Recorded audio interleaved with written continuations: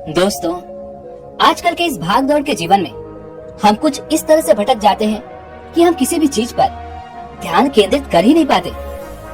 जैसे कि अभी आपके हाथ में ये जो फोन है, इस फोन पर आपको लगातार तरह तरह के नोटिफिकेशंस आते ही होंगे। कभी व्हाट्सएप, कभी यूट्यूब, कभी इंस्टाग्राम, कभी फेसबुक, जिससे हमारा ध्यान आसानी से भटक जाता है और हम एक चीज पर ध्यान केंद्रित कर ही नहीं पाते। हम किसी भी काम को बड़े उत्साह के साथ शुरू तो कर देते हैं, लेकिन लगातार उसमें हम अपनी दिलचस्पी बनाए नहीं रख पाते। क्या आपके साथ भी ऐसा ही हो रहा है? तो दोस्तों, आज की इस बहुत कहानी के माध्यम से हम ये जानेंगे कि हम अपने ध्यान को एक जगह पर केंद्रित क्यों नहीं कर पाते और इसके उपाय के लिए हमें क्या करना चाहिए। बहुत समय पहले की बात है। एक गांव में एक सम्राट था। उस सम्राट के पास सब कुछ था, बेशुमार दौलत, अच्छी प्रजा जो उसका ख्याल रखती थी, उसके आदेशों का पालन किया करती थी। और वह राजा भी बड़ा दयालु था। वह भी अपनी प्रजा का खूब ख्याल रखता था। उस राजा के पास किसी चीज की कोई कमी नहीं थी। बस उसे एक चीज की दिक्कत थी और वह था उसका मन। उसका मन कभी भी एक जगह पर टिक ही नहीं पाता था।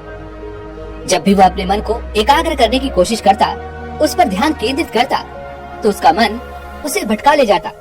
वह उसे विचारों में बहा ले जाता, जिस कारण वह राजा बहुत परेशान रहने लगा था।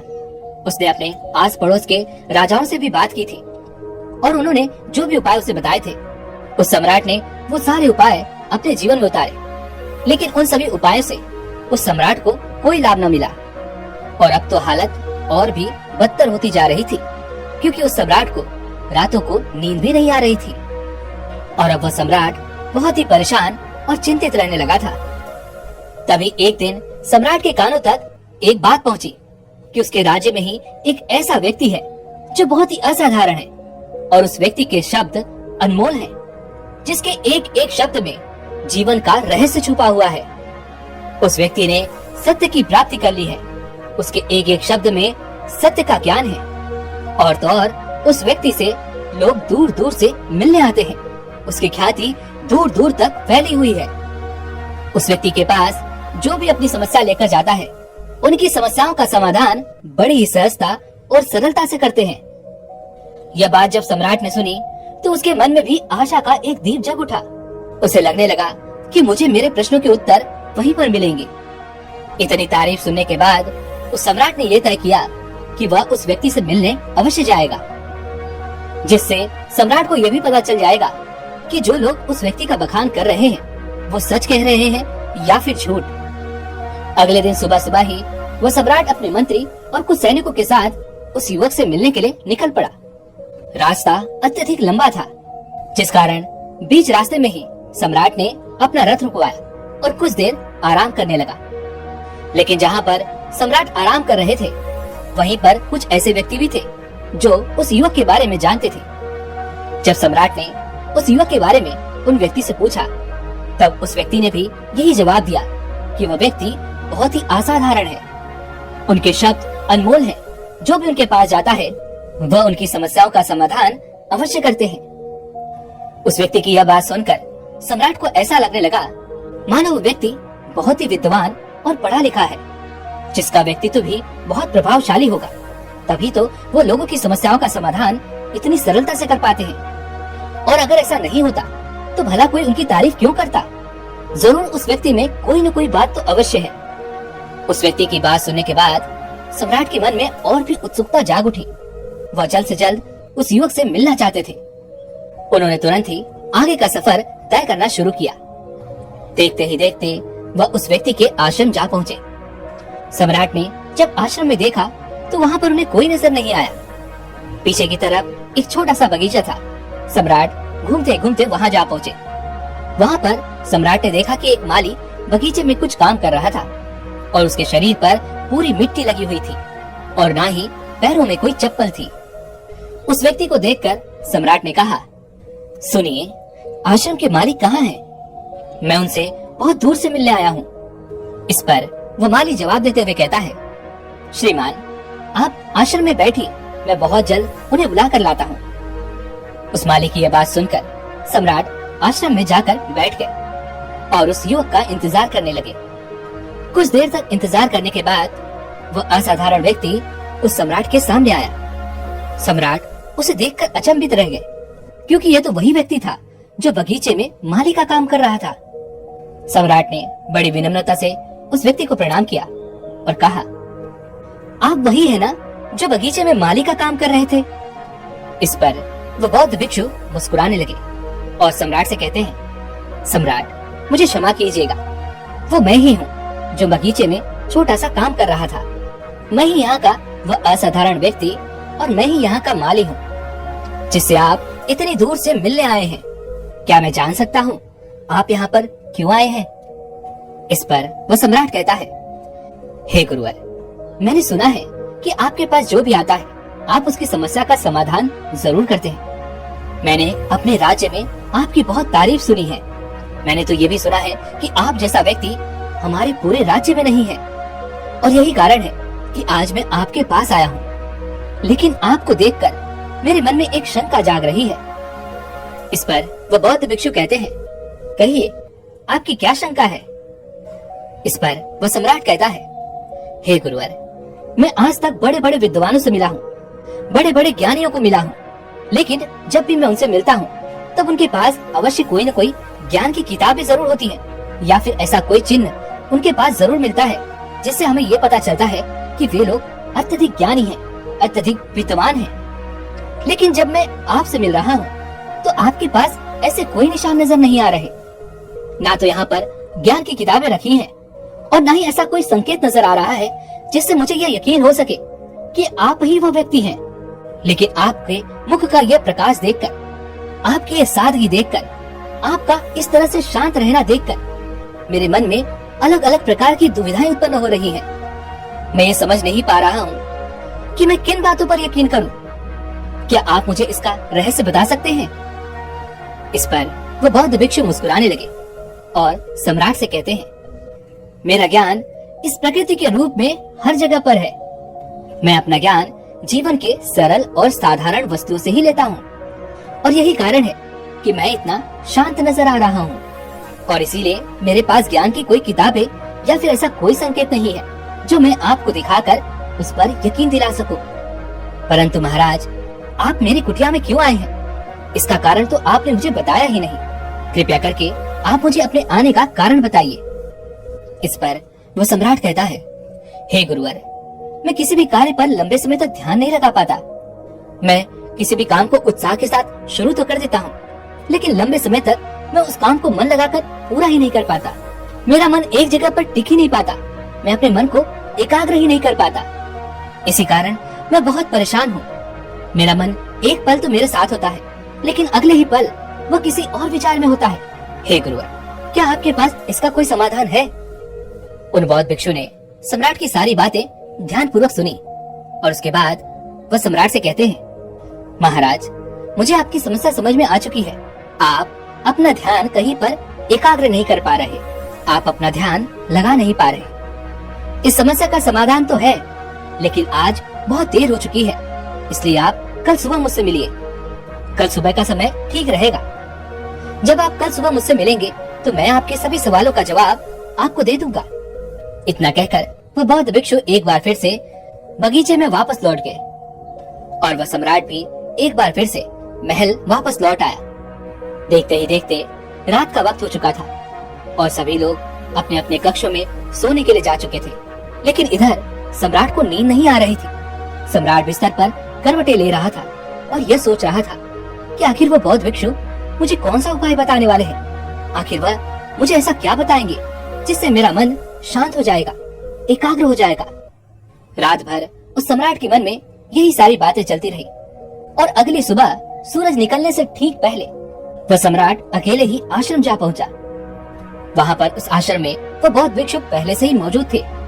जैसे ही वह सम्राट वहाँ पर पहुंचा, वह बौद्ध भिक्षु उस सम्राट को देखकर प्रसन्नता से कहते हैं, आइए, मैं आप ही का इंतजार कर रहा था।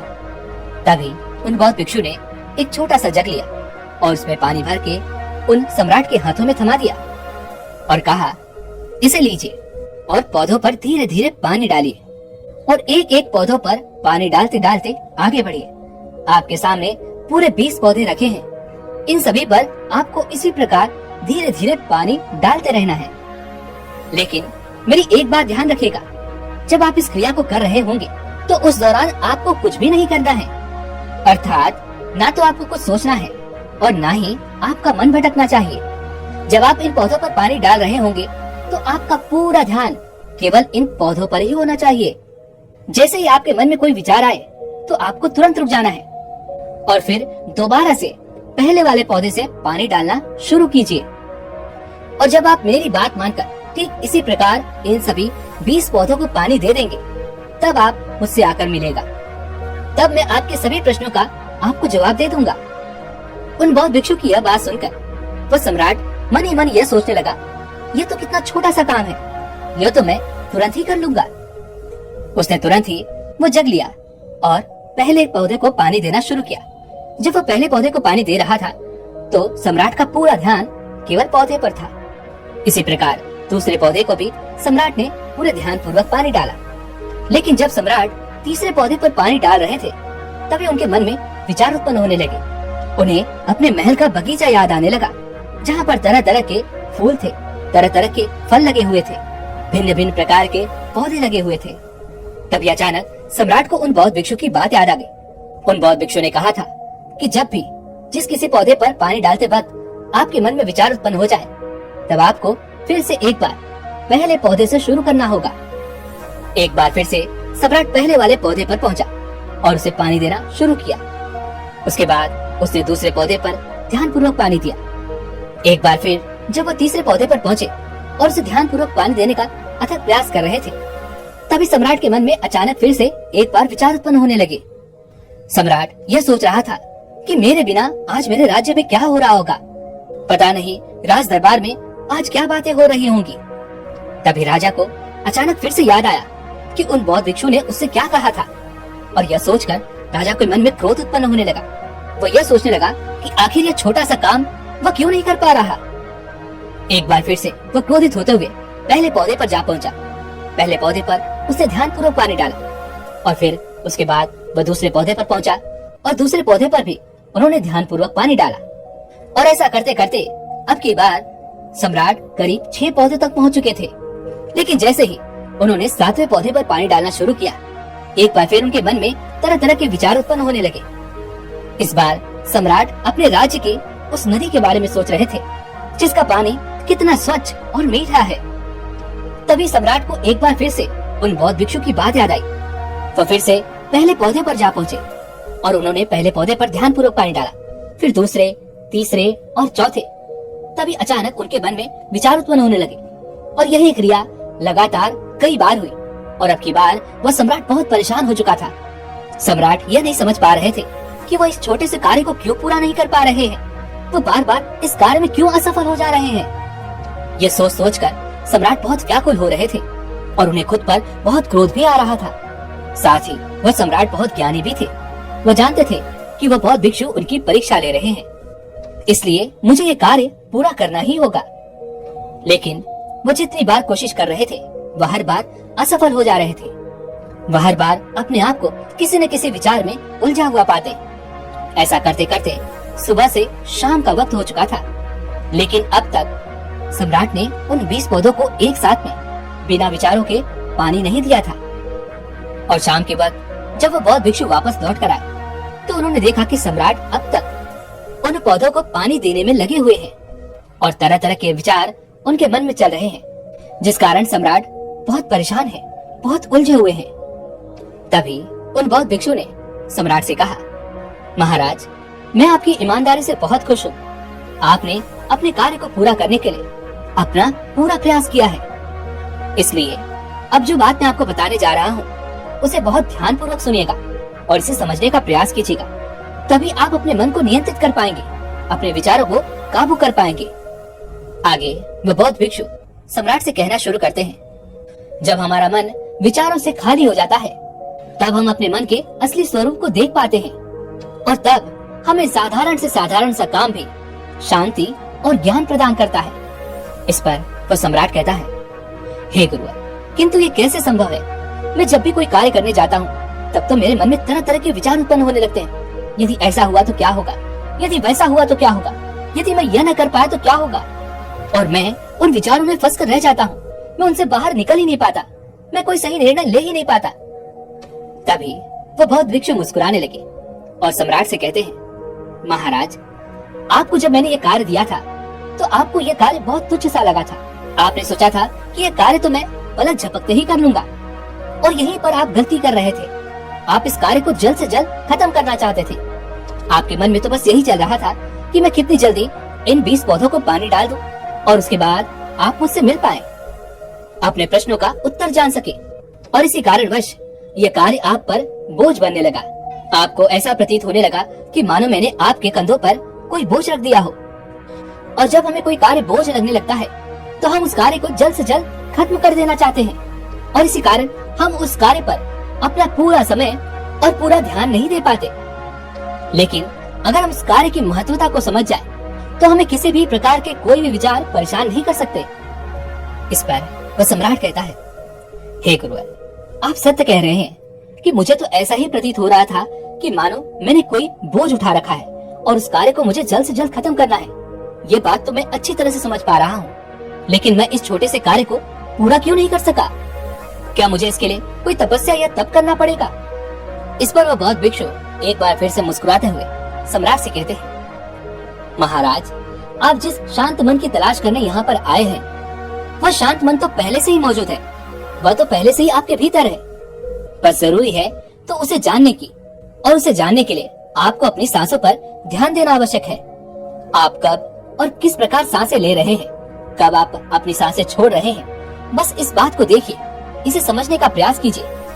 जब आप इसे समझने लगेंगे और जब आप इसमें उतरते जाएंगे, तब आप ये समझ जाएंगे कि आपका मन तो पहले से ही शांत है। हमारा शांत मन हमारी सांसों के साथ ही बना हुआ है। एकांत रहकर आप इसका अभ्यास कर सकते हैं, और जब आप इसके अभ्यास में निपुण हो जाएं, तो आप किसी भी कार्य को करते वक्त भी अपनी सांसों पर ध्यान बनाए रख सकते हैं। जब भी आप कोई कार्य कर रहे हो तो आपको अपनी सांसों पर ध्यान देना चाहिए, या फिर आपको कोई भी ऐसी क्रिया करनी चाहिए जो आपको वर्तमान से जोड़े रखती है। इसका एक और तरीका है, आप 2-4 मिनट के लिए अपने आसपास की प्रकृति पर ध्यान दे सकते हैं। आपके आसपास प्रकृति में क्या हो रहा है, जिससे आपका सारा ध्यान वर्तमान में आ जाएगा। फिर आप उस कार्य को पूरा मन लगाकर पूरा कर सकते हैं। हे महाराज, आप मेरी एक बात और ध्यान रखिएगा, आप चाहे कोई भी कार्य करें, छोटा या बड़ा, जब तक आप उस कार्य में पूरी तरह से विलीन नहीं हो जाते, आप उस कार्य को मन लगाकर नहीं कर सकते। और जब आप एक बार उस कार्य में पूरी तरह से विलीन हो जाते हैं, अर्थात जब आपका पूरा मन उस कार्य में विलीन हो जाता है, तो वह कार्य आपको शांति और ज्ञान भी प्रदान करता है, और इस दौरान आपके मन में किसी भी प्रकार के कोई भी विचार उत्पन्न भी नहीं हो पाते। इस प्रकार कार्य करने से हमारे भीतर की जो शांति है वह प्रकट होने लगती है, और हम उसमें मगन होने लगते हैं, जिससे हमें आनंद की प्राप्ति भी होती है, और साथ ही हम वर्तमान में जीने की इस अवस्था को बड़ी ही सरलता से प्राप्त भी कर सकते हैं। आगे वह बौद्ध भिक्षु सम्राट से कहते हैं, और ऐसा करने के लिए बस आपको अभ्यास की आवश्यकता है।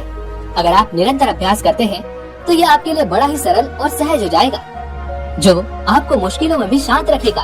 और जो लोग मुश्किलों में भी शांत रहते हैं, मुश्किलों से भागते नहीं, जो हमेशा सचेत रहते हैं, वह हर परेशानी का सामना कर सकते हैं, वह हर प्रकार की दुविधा से निकल सकते हैं। इतना कहकर वह बौद्ध भिक्षु शांत हो गए, और वह सम्राट भी उन बौद्ध भिक्षु की सारी बातें समझ चुका था। उस सम्राट ने उन बौद्ध भिक्षु को प्रणाम किया और वापस राजमहल लौट आया। उसके बाद से वह सम्राट हर रोज अपनी सांसों पर ध्यान देने लगा। वह उसका निरंतर अभ्यास करने लगा। वह हर कार्य को ध्यान पूर्वक करने लगा, जिससे देखते देखते उसका मन शांत होने लगा। वह हर कार्य में पूरी तरह से विलीन हो जाया करता था, और वह उस कार्य से ज्ञान और शांति भी प्राप्त करता था। ऐसा करके सम्राट को बड़ा आनंद भी आता था। इसलिए दोस्तों, कभी किसी कार्य को बोझ मानकर पूरा मत करने की कोशिश कीजिए। उस कार्य को मन लगाकर पूरा करने की कोशिश कीजिए। इससे वह कार्य आपके लिए आनंद, शांति और ज्ञान का एक अनुभव बन जाएगा। और वहीं पर यदि आप किसी कार्य को जल्दी जल्दी करने का प्रयास करते हैं, तो वह कार्य आपके लिए बोझ बन जाएगा, और ना तो आप उसमें मन लगा पाएंगे, और ना ही वह कार्य सही और सरल ढंग से हो पाएगा। लेकिन हम में से अधिकांश लोग अपने कामों को जल्दी जल्दी खत्म करने का प्रयास करते रहते हैं, और इस प्रयास के दौरान आप जो भी कार्य करेंगे वो पूरे मन और लगन से नहीं हो पाएगा। और आप उस कार्य को अंजाम भी नहीं दे पाएंगे। और जब हम उस कार्य को अंजाम तक नहीं पहुंचा पाते, तब हमारे मन में तरह तरह के विचार और तनाव उत्पन्न होने लगता है। हम परेशान रहने लगते हैं, चिंतित रहने लगते हैं, क्योंकि हमने उस कार्य को पूरा ही नहीं किया है। और यही गलती हम में से अधिकांश लोग करते हैं कि जब किसी को कोई कार्य सौंपा जाता है तो वह उस कार्य को जल्दी जल्दी करने का ही प्रयास करते हैं, जिससे वह कार्य बोझ बनकर हम पर हावी होने लगता है। और इसी कारणवश हमारे मन में तरह तरह के विचार चलने लगते हैं और हम विचारों में डूबते चले जाते हैं, हम उन विचारों में फंसते चले जाते हैं। फिर वहाँ से निकलने का कोई भी रास्ता हमें नजर ही नहीं आता, क्योंकि वहाँ से निकलने का रास्ता तो हमने खुद ही बंद कर रखा है। इसलिए जब भी आप कोई कार्य शुरू करना चाहते हैं तो सबसे पहले अपना पूरा ध्यान अपनी सांसों पर केंद्रित करें, और फिर आप चाहें तो अपने काम के दौरान भी अपनी सांसों पर ध्यान बनाए रख सकते हैं। इससे आपका पूरा काम ध्यान में परिवर्तित हो जाएगा और इस कार्य में जो भी कठिनाइयां आपके सामने आएंगी उसका सामना अब बड़ी आसानी से कर पाएंगे, क्योंकि आपका मन, आपके सारे विचार आपके साथ हैं, वर्तमान में हैं, और आप किसी भी परिस्थिति का सामना बड़ी सरलता और सहजता से कर पाएंगे। दोस्तों, आज की इस वीडियो से आपने क्या सीखा, आप मुझे कमेंट में जरूर बताइएगा। इसी के साथ में उम्मीद है कि आपको आज की वीडियो पसंद आई होगी, तो लाइक और शेयर करने के साथ चैनल को सब्सक्राइब और घंटी बटन को जरूर दबा दीजिएगा। चलिए फिर मिलते हैं इस एक और वीडियो में, तब तक के लिए अपना ख्याल रखें। धन्यवाद।